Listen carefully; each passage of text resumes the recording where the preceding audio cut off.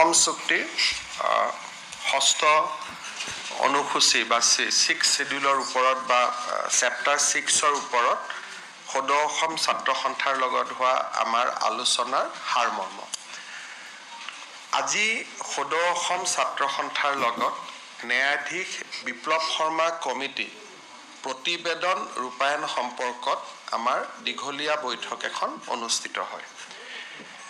আমি আগতে আপোনালোকক উল্লেখ কৰা অনুসৰি ন্যায়াধীশ বিপ্লৱ শৰ্মা সমিতি 52টা ৰিকমেণ্ডেশ্যন ৰাজ্য চৰকাৰৰ লগত জড়িত আৰু আজি 52টা ৰিকমেণ্ডেশ্যনৰ 38টা ৰিকমেণ্ডেশ্যন আছু আৰু আমি একত্ৰিত হ'ব পাৰোঁ, অৰ্থাৎ আমি যিখিনি বক্তব্য আগবঢ়াইছিলোঁ আছুৱে তাত যিখিনি সংশোধনী আগবঢ়ালে, দুইখিনিৰ সংশোধনী দুইটাৰ মাজত বুজাবুজি হোৱাৰ পিছত আমি এক নিৰ্দিষ্ট সিদ্ধান্তত উপনীত হ'বলৈ সক্ষম হওঁ।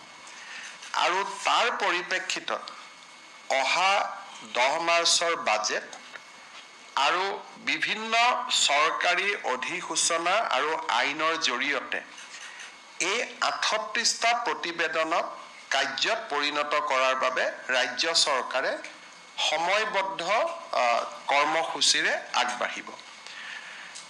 বাকী ৰৈ যোৱা 14টা ৰিকমেণ্ডেশ্যনৰ ওপৰত 10 মাৰ্চৰ আগতে আছুৰ লগত আমাৰ আৰু এখন বৈঠক হ'ব আৰু অসম বিধানসভাৰ অধিৱেশনৰ পৰিপ্ৰেক্ষিতত আমি বিধানসভাৰ অধিৱেশন সামৰণি পৰাৰ পিছত অৰ্থাৎ এপ্ৰিল মাহৰ প্ৰথম সপ্তাহত আছুৰ লগত তৃতীয়লানি বৈঠক কৰি আমি 52টা প্ৰতিবেদনেই আশা কৰিছোঁ যে আমি এটা সহমতৰ জৰিয়তে আমি ৰূপায়ণ কৰিবলৈ সক্ষম হ'ম।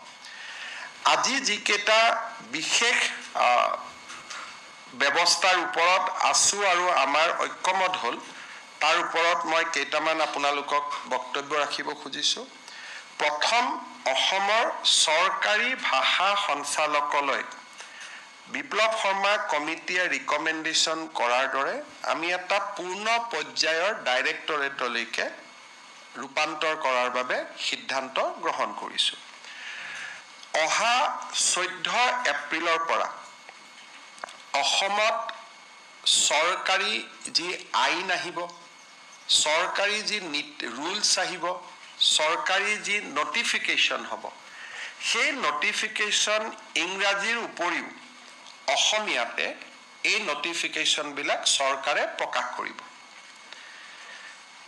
বৰাক উপত্যকাত আমাৰ বৰাক উপত্যকাৰ এছ'চিয়েট লেংগুৱেজ বেংগলী ভাষাত আৰু বিটিআৰত ইংৰাজী আৰু অসমীয়াৰ উপৰিও বড়ো ভাষাতো এই নটিফিকেশ্যন বা এই সিদ্ধান্তসমূহ প্ৰকাশ কৰা হ'ব। এই ৰিকমেণ্ডেশ্যনতে আমি আগুৱাই গৈ অসমৰ চৰকাৰী শিক্ষানুষ্ঠানসমূহত আৰু বেচৰকাৰী শিক্ষানুষ্ঠানসমূহত বাধ্যতামূলকভাৱে ব্ৰহ্মপুত্ৰ উপত্যকাত অসমীয়া আৰু বিটিআৰত অসমীয়া অথবা বড়ো তেওঁলোকে বাধ্যতামূলকভাৱে পঢ়ুৱাব লাগিব এজ এ ছাবজেক্ট।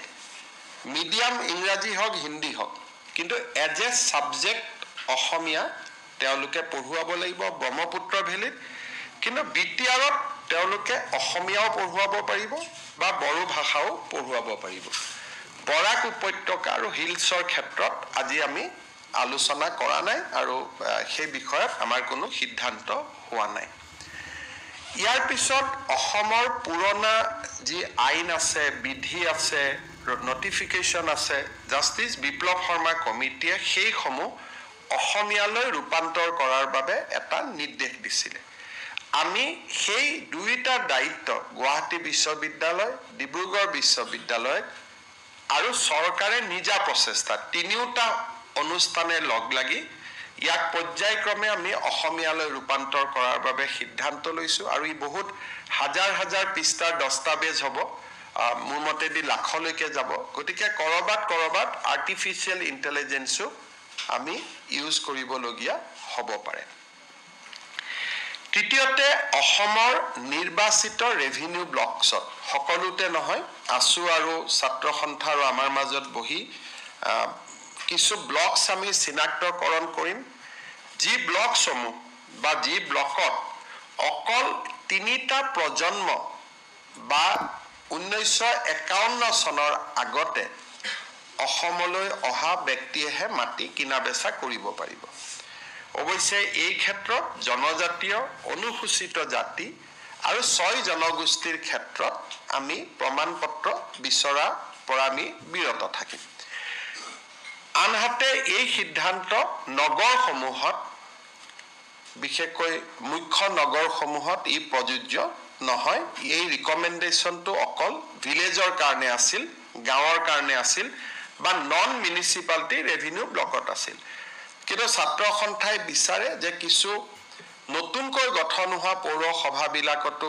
এই নিয়ম প্ৰযোজ্য হ'ব লাগে তাৰ বিষয়ে আমি চিন্তা চৰ্চা ভৱিষ্যতে কৰিমগৈ ইয়াৰ লগতে আজি আমি এটা ডাঙৰ সিদ্ধান্ত গ্ৰহণ কৰিছোঁ যে চৰ অঞ্চলৰ মাটিসমূহ জাষ্টিছ বিপ্লৱ শৰ্মা কমিটিৰ প্ৰতিবেদন অনুসৰি আমি সাৰ্ভে কৰাৰ কাম হাতত ল'ম সাৰ্ভে মানে সেটেলমেন্ট নহয় সাৰ্ভে মানে মাটিখিনিক চৰকাৰী যি ৰাজহ ব্যৱস্থাৰ ভিতৰলৈ অনা হয় কিন্তু আমি অত্যন্ত সাৱধানেৰে সৈতে মাইনোটছখনত লিখিছোঁ যে চৰ অঞ্চলত মাটি সাৰ্ভে কৰাৰহে সিদ্ধান্ত হৈছে সেটেলমেন্ট কৰাৰ সিদ্ধান্ত হোৱা নাই অৰ্থাৎ বন্দবস্তি নহব প্ৰথম পৰ্যায়ত সাৰ্ভে হ'ব সাৰ্ভেৰ পিছত বন্দবস্তিলৈ যোৱাৰ আগতে ৰাজনৈতিক সামাজিক সংগঠনসমূহৰ সৈতে কথা বতৰা পাতি ইয়াৰ মডেলিটি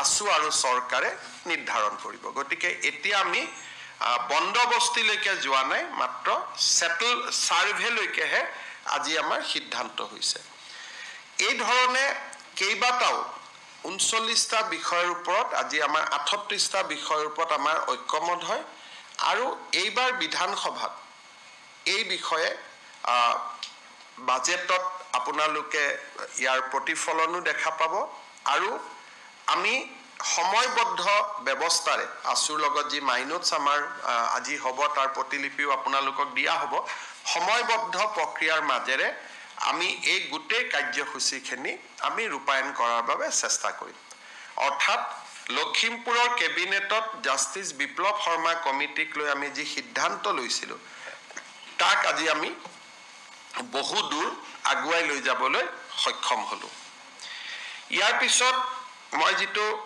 দ্বিতীয় কথালৈ যাব খুজিছো তাত যোৱাৰ আগতে যদি আপোনালোকৰ আছুৰ লগত হোৱা বৈঠকখনৰ সম্পৰ্কত কিবা জানিবলগীয়া আছে আপোনালোকে জানি ললে মই দ্বিতীয় পৰ্যায়টোলৈকে যাব বিচাৰিম So sir, can you say that in a time-bound manner the state government is moving towards implementation of clause 6 in the state? You see that clause 6 is about constitutional, cultural and land protection for the people of Assam. So Justice Biplab Sharma committee has given recommendation. Certain recommendations is to be implemented by central government. Some recommendation is to be implemented by the state government.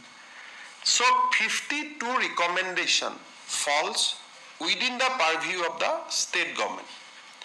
Today, All Assam Students Union and Assam government has agreed on the action plan for 38 recommendation. For the balance 14 recommendation, further discussion will be conducted, further discussion will be taken place. আজি আৰু এটা এই justice বিপ্লৱ শৰ্মা কমিটিৰ পৰিপ্ৰেক্ষিতত আৰু এটা সিদ্ধান্ত হৈছে যে অষ্টম মান শ্ৰেণীলৈ অসমৰ ছাত্ৰ ছাত্ৰীসকলক অসম বুৰঞ্জী বাধ্যতামূলকভাৱে পাঠ্যক্ৰমৰ অন্তৰ্ভুক্ত কৰা হ'ব এই সিদ্ধান্তটাও আছিলে পিছে মই বুৰঞ্জীৰ লগত যদিও ৰিকমেণ্ডেশ্যন নাছিলে মই বুৰঞ্জী আৰু ভূগোল কৰি দিছোঁ যাতে ল'ৰা ছোৱালীৰ ভূগোলৰ ওপৰতো আইডিয়া এটা থাকিব পাৰে Sir, যেটো বিপ্লৱ শৰ্মা আয়োগৰ প্ৰতিবেদন অসমীয়াৰ সংজ্ঞাৰ যেটো কথা কৈছে that is a violation আপোনালোকে এটো কেন্দ্ৰীয় চৰকাৰৰ প্ৰেক্ষাপটত পৰে গতিকে সংজ্ঞা নিৰ্ধাৰণ নকৰাকৈ আমাৰ কামবিলাক আমি 51 চনত টাৰ্গেট কৰিছো যেনেকৈ মাটিৰ ক্ষেত্ৰত আমি 51 চন কৈছো বা যিবিলাক আমি সংজ্ঞাটো নিৰ্ধাৰণ নকৰাকৈ আমি আমাৰ কথাখিনি কৈছোঁ, কিন্তু সংজ্ঞা নিৰ্ধাৰণৰ ৰিকমেণ্ডেশ্যনটো কেন্দ্ৰীয় চৰকাৰৰ আওতাৰ ভিতৰত পৰে, সেইটো আমাৰ আওতাৰ ভিতৰত নপৰে, যিহেতু এইটো সাংবিধানিক সংশোধন লাগিব। স্যাৰ, অসম ভাষা সঞ্চালকালয়টো অসম চৰকাৰী ভাষা সঞ্চালকালয়টো বৰ্তমান সংলগ্ন ডাইৰেক্টৰেট হৈ আছিল। It is a attach directorate, full fledged directorate নাছিল, অৰ্থাৎ গভৰ্ণমেণ্টৰ হোম ডিপাৰ্টমেণ্টৰ লগতে ই জড়িত হৈ আছিল। এতিয়া ইয়াক পূৰ্ণ পৰ্যায়ৰ সঞ্চালকালয়লৈকে ৰূপান্তৰ কৰা হ'ব, separate and to the rank of full fledged director, যেনেকৈ ইণ্ডাষ্ট্ৰি, এডুকেশ্যন, তেনেকৈ it will be a full fledged directorate. Biplab Sharma কমিটিৰ প্ৰতিবেদনত এনেকুৱা কোনো কথা উল্লেখ নাই। আমি 52টা স্পেচিফিক যি ৰিকমেণ্ডেশ্যন দিছে, সেই ৰিকমেণ্ডেশ্যনৰ এটা এটাকৈ আমি মাতি গৈছোঁ। 38টাত ঐক্যমত হৈছে, 14টাত আলোচনা হ'ব। স্যাৰ, সত্ৰৰ প্ৰসংগ তাত আলোচনা হৈছে। তাত সত্ৰৰ সংৰক্ষণ আৰু সত্ৰৰ ভূমি সংক্ৰান্তীয় বিবাদ নিৰাময়ৰ বাবে এখন সত্ৰ আয়োগ উইথ বিধায়নী ক্ষমতা, with the power of A legislative, যিটো কয় যে ষ্টেটুটৰী কমিটি এখন নিৰ্মাণ কৰাৰ বাবে সিদ্ধান্ত লোৱা হৈছে। এতিয়া যদি সত্ৰৰ সংক্ৰান্তৰ মাটিৰ কিবা ডিছপিউট হয়, সেইটো বৰ্ড অফ ৰেভিনিউত নাযাব, তাৰ পৰিৱৰ্তে সত্ৰ আয়োগলৈ আহিব। Sir, for the purchase of lands, those people who are living in the last three generations. But that is in for the selected revenue villages, excluding the major towns. So these will not be implemented in Guwahati, Dibrugarh, Tinsukia. It is the Justice Biplab Sharma committee has clearly said that this recommendation only for selected revenue blocks. Now the name and the number of selected revenue blocks will be discussed, but the committee has clearly said that these will not be implemented in the municipal areas of the state. So generally for this recommendation there is no apprehension of people who are situated in the municipal area or in the major towns. There is no apprehension for them. And as I told you earlier, that this recommendation will not be taken in the Borak Valley also. So there was, when we talked to the ASU leadership today, they said that there will be a tripartite discussion, which we have already, Assam government has already talked with the center. So I have discussed this issue with the Home Ministry in Delhi, and we have already recommended that, look, 52 recommendation we can implement, rest we cannot implement. So for the implementation of the balance recommendation, central government should initiate a tripartite discussion. So state government has already recommended for that. We have recommended tripartite discussion. Habo. Aji amar cabinetot Tiwa Autonomous Councilor সদস্যৰ সংখ্যা 36 পৰা 42লৈ কৰিবলৈ সিদ্ধান্ত গ্ৰহণ কৰা হয়। কেবিনেটত মিচিং, ৰাভা হাছং, ঠেঙাল, সোণোৱাল, দেউৰী আৰু বডো কছাৰী ৱেলফেয়াৰ কাউন্সিলৰ ইলেকশ্যন ছেপ্টেম্বৰ মাহত অনুষ্ঠিত কৰিবলৈ আৰু ৰাভা হাছঙৰ ইলেকশ্যন এপ্ৰিল মাহৰ ভিতৰত অনুষ্ঠিত কৰিবলৈ সিদ্ধান্ত গ্ৰহণ কৰা হয়।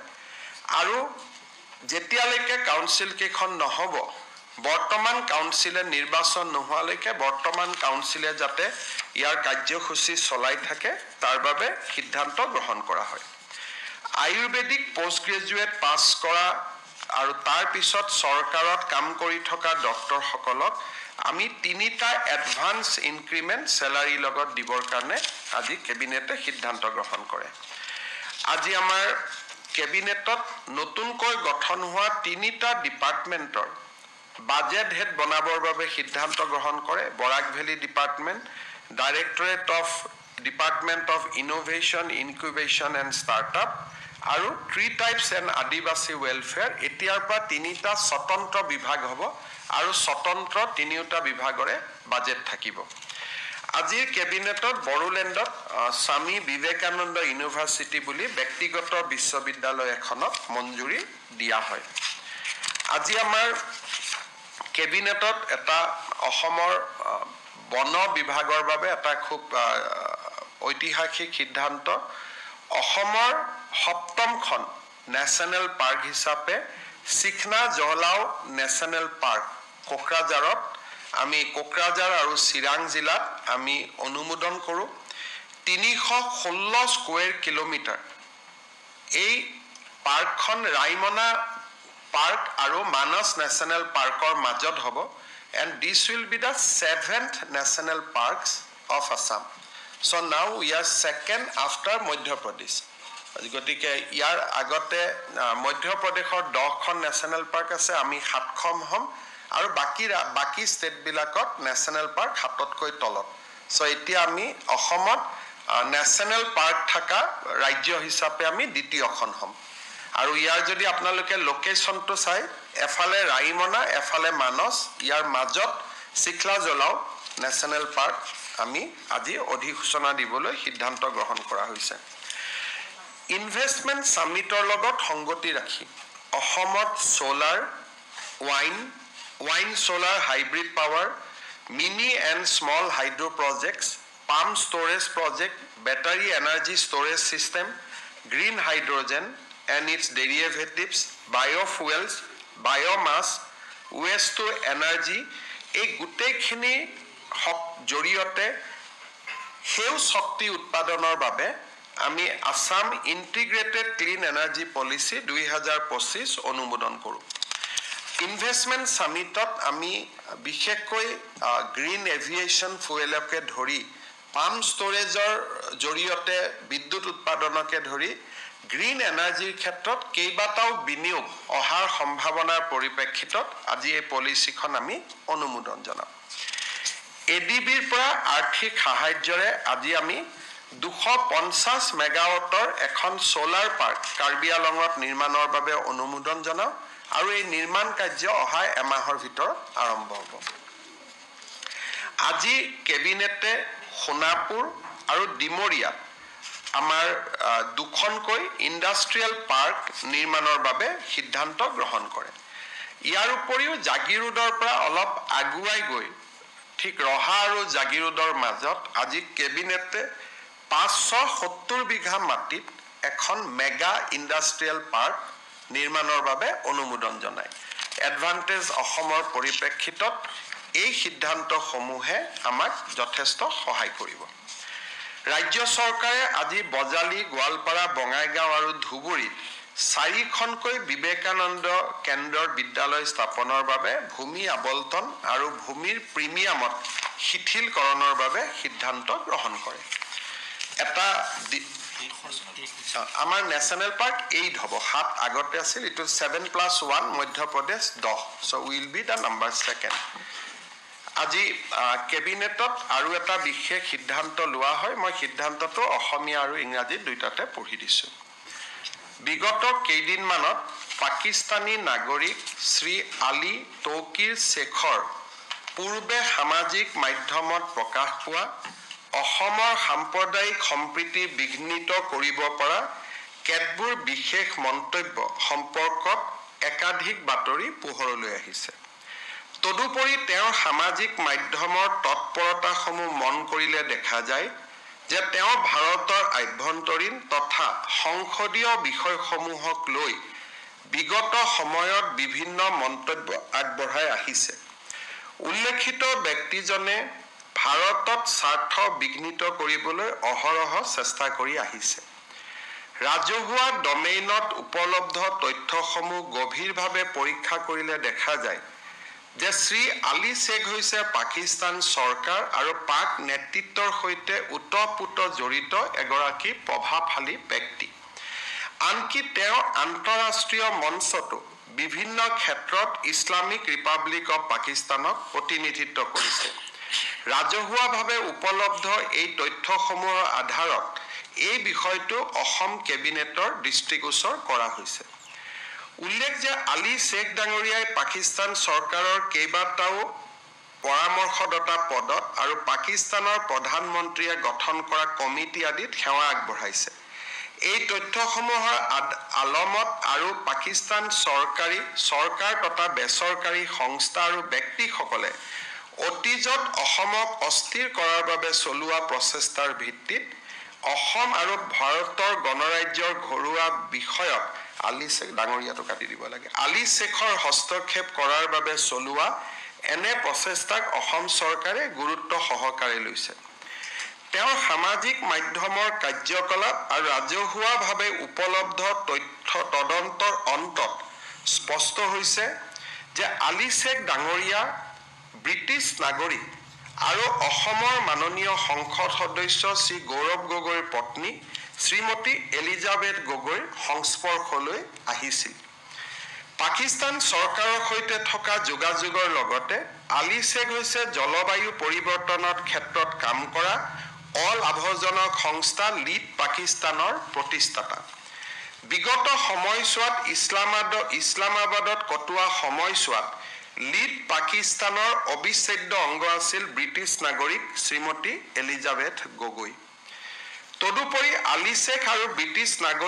নাগৰিক শ্ৰীমতী এলিজাবেথ গগৈ দুয়োজনে ভাৰত আৰু পাকিস্তানত কাম কৰা CDKN নামৰ এটা পৰিৱেশ সম্পৰ্কীয় গোটৰ অংশ অসম কেবিনেটে ভাৰতৰ আভ্যন্তৰীণ পৰিক্ৰমা সম্পৰ্কীয় বিষয়ত পাকিস্তানস্থিত নেতা আৰু জলবায়ু সুৰক্ষাৰ নাম লৈ এনে বিষয়ত জড়িত থকা ব্যক্তিসকলৰ সন্দৰ্ভত নিজৰ উদ্বেগ প্ৰকাশ কৰিছে আৰু তেওঁলোকৰ প্ৰকৃত উদ্দেশ্য সম্পৰ্কে উদয় হোৱা প্ৰশ্নক অতি গুৰুত্ব সহকাৰে গ্ৰহণ কৰিছে এই বিষয়টোৱে ৰাষ্ট্ৰীয় নিৰাপত্তাৰ ক্ষেত্ৰত পেলাব পৰা নেতিবাচক প্ৰভাৱৰ প্ৰতি লক্ষ্য ৰাখি অসম আৰক্ষীৰ সঞ্চালক প্ৰধানক ভাৰতীয় ন্যায় সংহিতাৰ উপযুক্ত বিধান আৰু অন্যান্য প্ৰাসংগিক আইনৰ অধীনত আলী শ্বেখৰ বিৰুদ্ধে গোচৰ ৰুজু কৰিবলৈ অসম কেবিনেটে নিৰ্দেশনা প্ৰদান কৰিছে তদুপৰি এই কাৰ্যকলাপসমূহে কোনো বৃহত্তৰ ষড়যন্ত্ৰৰ অংশ নেকি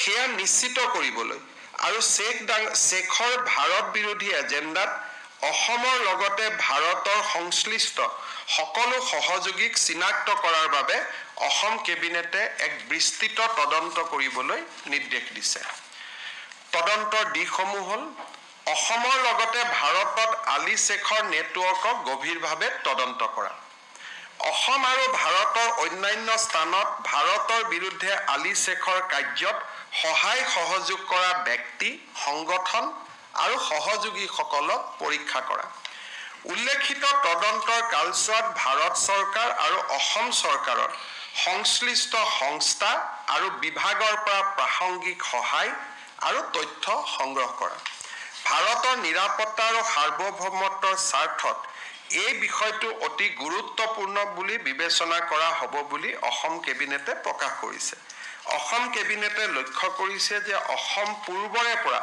ISI পৃষ্ঠপোষকতাত চলি থকা দেশ বিৰোধী কাৰ্যকলাপৰ ঘাটি হোৱাৰ তথ্য পোৱা যায় আৰু সেইবাবে এই ক্ষেত্ৰত অধিক সতৰ্কতা আৰু নিৰ্ণায়ক পদক্ষেপৰ প্ৰয়োজন এইটো হ'ল কেবিনেট ডিসিশন যদি মই ইংৰাজীত লাগে if you want In recent days, multiple news reports, social media posts and other information in the public domain had surfaced regarding certain comments made by a Pakistani national, Mr. Ali Tawqir Sheikh, aimed at disrupting communal harmony in Assam.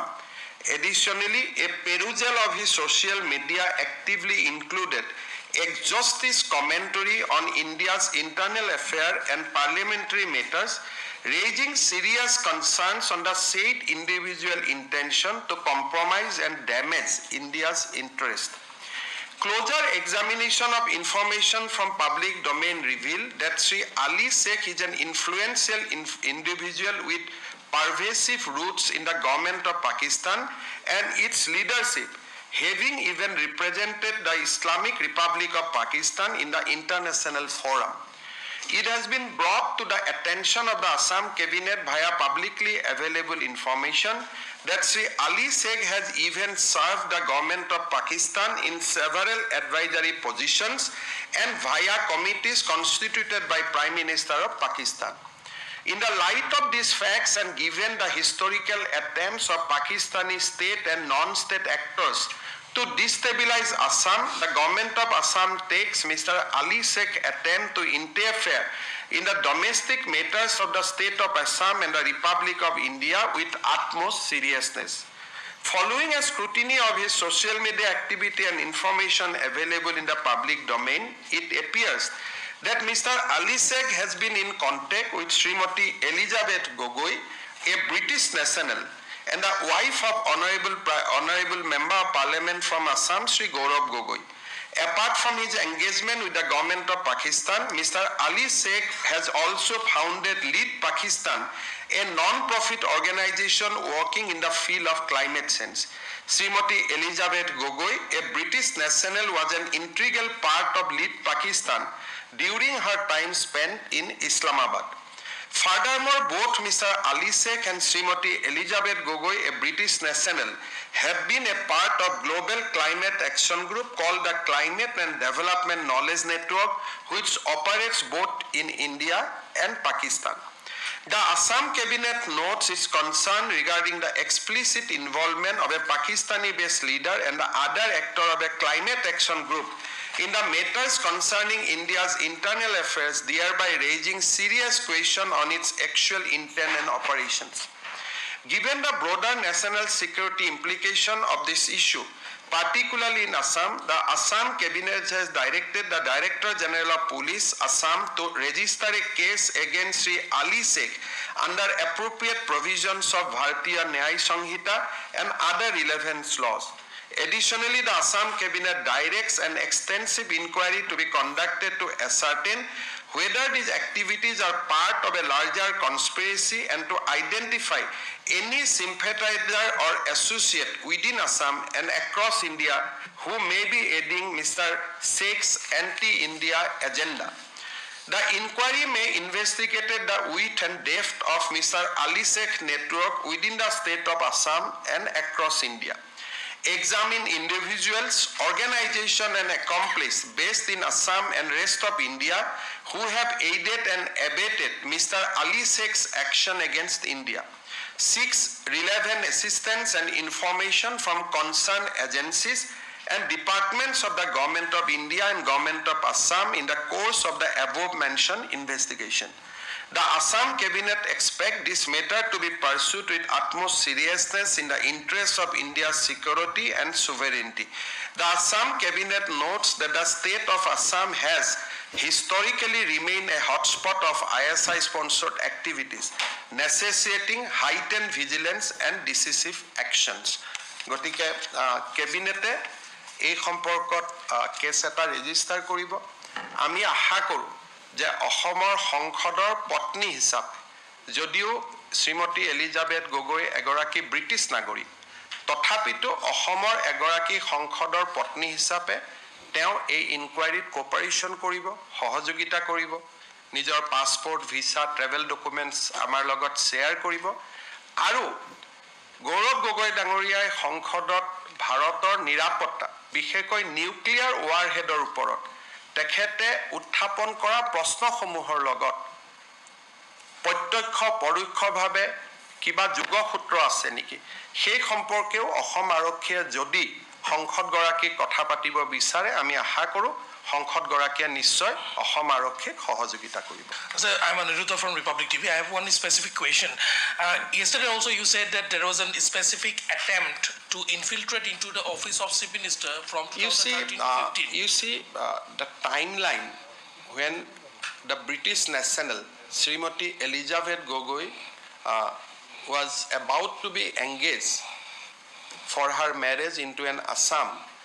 That point of time, that person has unlimited access to the residence of Chief Minister of Assam. So all these things will come into inquiry. As now formal inquiry has been ordered, I will refrain from any political comments on this issue because henceforth it will be a legal inquiry and political question, political comments may not be appreciated by court of law. Because from now onwards, till last evening, whatever we have to say in the political field, we have said. But from now onwards, I think as of now, when we are talking, police must have registered a case already. So from now onwards, this is a legal issue. And I think time to time, DGP Assam will brief you rather than from my side. But one thing is concerned that Srimati Elizabeth Gogoi is a British Nagorik. Being British Nagorik, how she can participate in the election process of Assam, whether she has violated visa condition, that will be flagged to the government of India.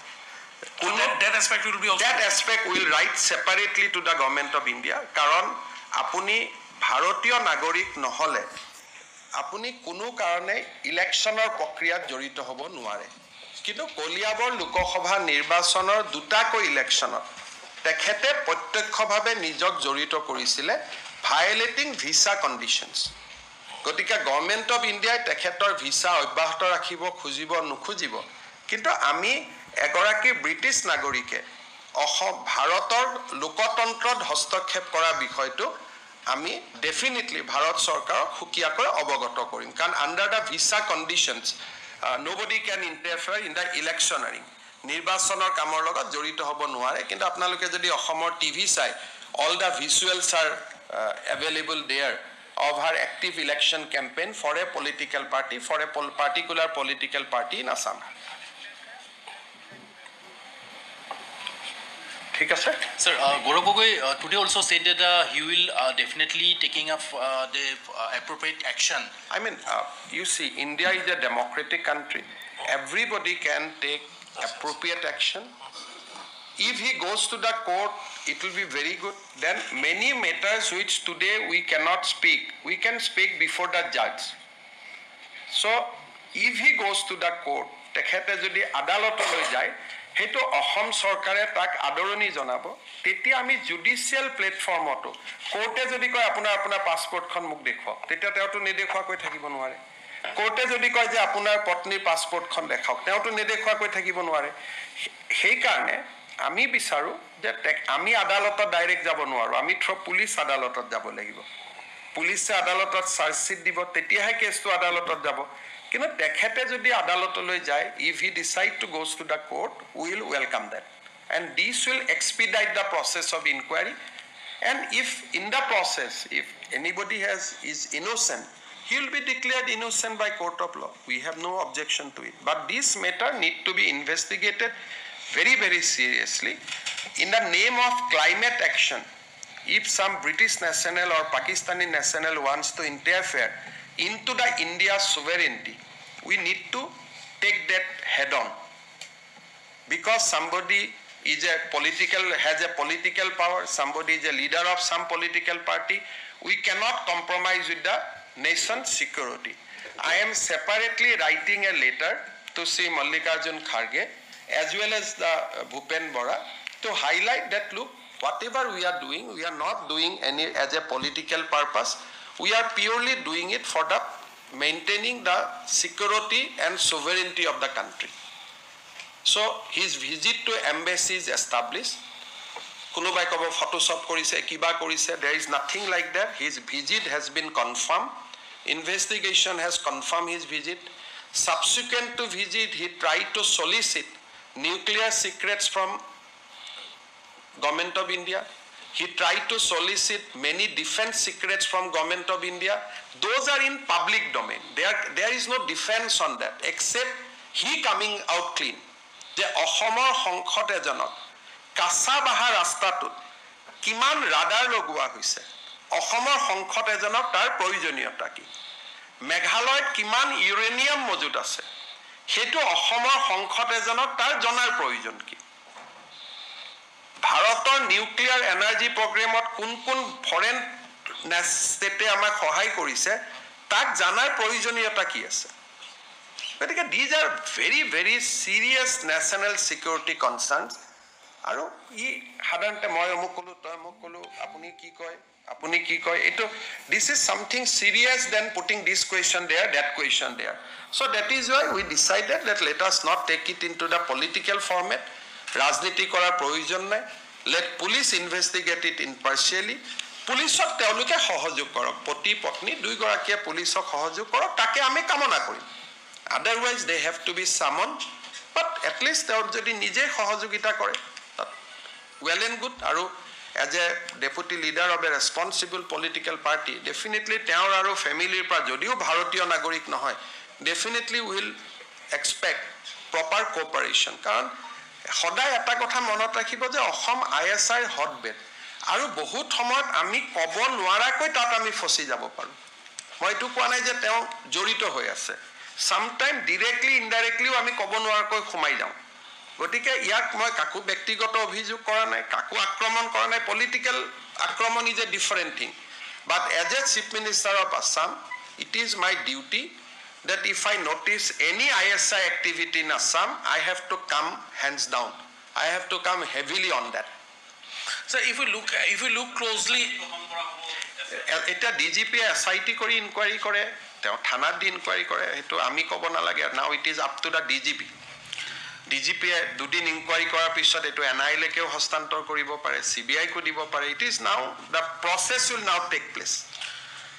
So a closer look কেবিনেটত কোৱা হৈছে ডিজিপিক আপুনি cash register কৰক তেওঁ cash register কৰিব enquiry তেওঁ SIT কো দিব পাৰে ইনকুৱাৰী তেওঁ নিজেও কৰিব পাৰে নাও it is a legal process তাত আৰু আমি সমুৱাটো উচিত নহয় So a closer look at Ali Tokir's tweets which he had made earlier it seems that he is very much deeply involved in you see he has addressed the MP in the first name yes and that day many people have been expelled but only he was mentioned it may be coincidence but the MP has to explain you cannot avoid questions you have to explain that yes I know him I do not know him but now I cannot say whether he knows him or not it is for him to explain now you see even Sonia Gandhi has taken Indian citizenship the leader, the national president of the Congress party, she has also taken Indian citizenship. Now, why you have not taken Indian citizenship? Purely it is your personal matter. I cannot comment. But being a foreign national, can you interfere in the election process of India? That definitely I can question. And they have to answer in a court of law. They have to answer before police. Or otherwise, we have every right to move government of India for cancelling the visa.